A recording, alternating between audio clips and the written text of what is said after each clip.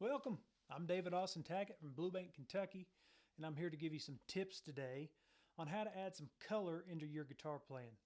Now we're going to take some simple scales and simple chords and use that as a way to really expand and have a lot of fun and experiment a lot with that. So hope you enjoy it. But before we really get any further, we got to answer the question, what is color in music?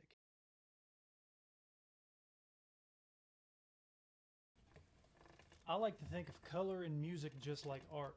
As an example, this chord sounds sad, right? Generally. But what if I'm a lot worse off than sad? You know, what if that's pretty desolate. That's a little bit more than sad. I don't really know if I could fully describe it. And what if we had a tinge of hope in there, you know? What if it was something like,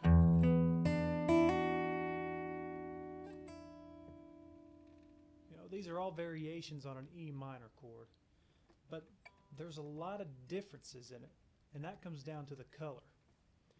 Now, another thing that you can use color for in music, and something you've probably heard it for, is movement. Now, let's say that you're learning a song or you're writing a song of your own, and it doesn't need a lot of chords. Maybe it's a simple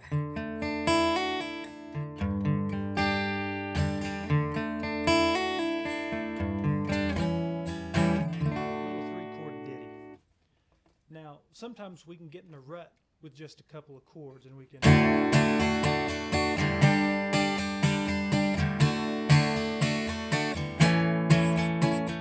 you go that for about 3 minutes and a listener can get bored very easily. You as a player may get bored very easily. So sometimes we can use this color as a way to move, you know.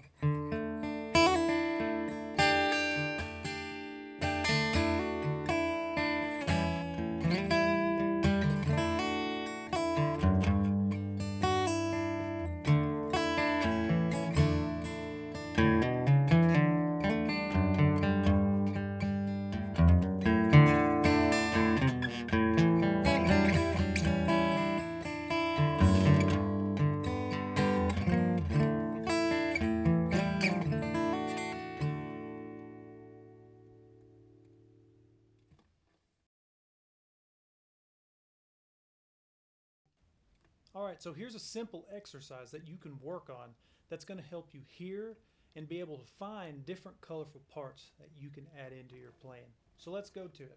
I like to start by taking a G major scale, an open scale, meaning we're going to use some open strings, and we're going to add on to it. So let's go over that. So you're going to notice I'm playing with my ring finger here. You can start with your middle finger here as well. For the sake of this video, I'm going to use this ring finger. So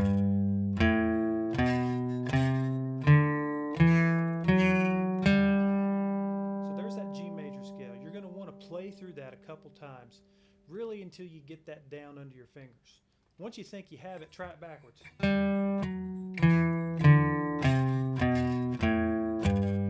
Do the same thing with that. Then try to do it all the way through.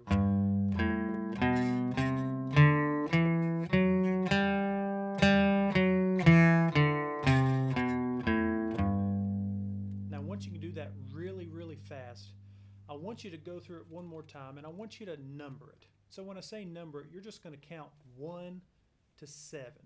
So think of it, we're counting this G to that G, and both those G's are going to be 1, so that's why we're counting to 7. You'll see.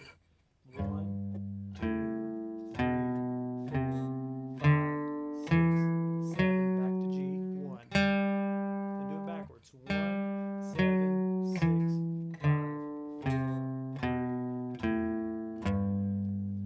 What you've done there is you've just numbered each degree of the scale. Now that's going to come in handy for a lot of different things, but for this exercise, we're just going to use it simply as this.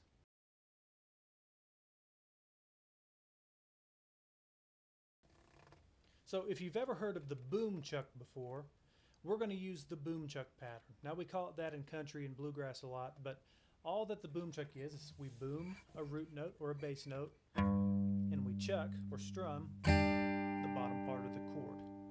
Now, For this exercise, I'm going to say boom, chuck, boom, chuck, boom, chuck, but we're also going to use the numbers that we just learned and we did in the past. So we're going to take each degree of the scale and we're going to chuck after it. So that exercise is going to sound like this. 1, chuck, 2, chuck, so on and so forth.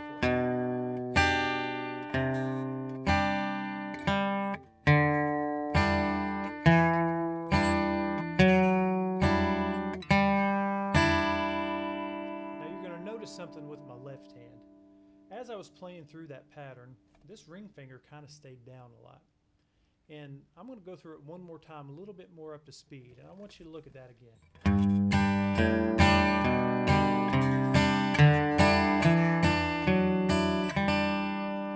Notice that pinky was staying down too. What you're going to see is that I'm playing out of this G chord position and using that color up the scale to add things into it. So if you've ever heard of a chord like a G2 or a G6 and you didn't really understand what was happening, well, now you have some numbers and a G chord. Let's mix them together and find out. So here's a G, and here would be a 2 note. Just keep that 2 inside of that G. Now you got that sound. Now more common G2s, maybe you take this G note up here, and then you play the next octave of the scale.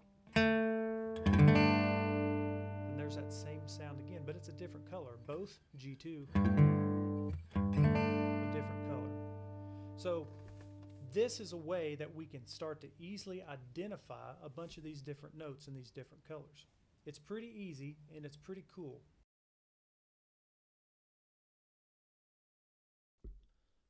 All right, so one thing that I really like to challenge all of my students to is experiment with any exercise that I give you. And this one's a really fun one to experiment with because you don't really have a lot that you need to learn and get under your fingers. You've really just got those degrees of the scale, adding in that chuck to it. So as you do this, think about different things that you might hear inside of it. So as an example, one thing that a lot of students hear when we're playing in the key of G.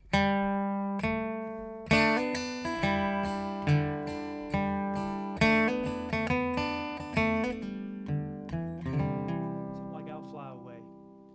Now, you take a song like I'll Fly Away, then use this position and teach yourself the melody. Just sing it out loud. You know, if you've already played a version of it before in this key, or even pick the key that you play it in, just try to find it.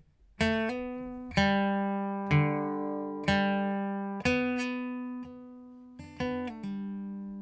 as you do that, notice I'm keeping some of these fingers down, so I'm playing the melody inside of a chord.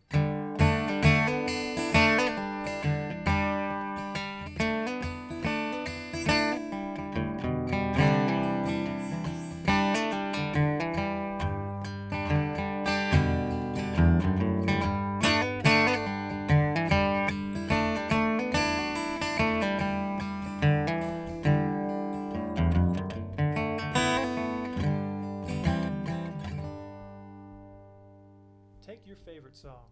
Take a song that's stuck in your head right now.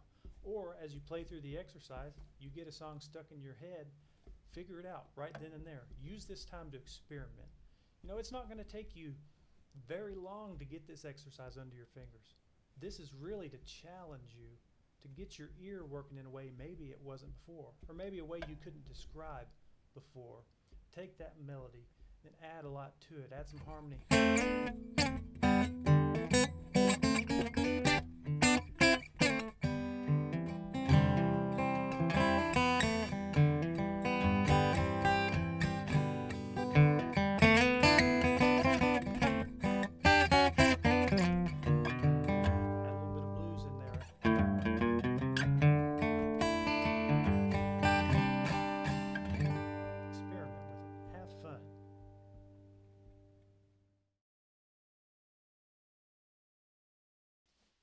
Thanks for watching. Let's play it out.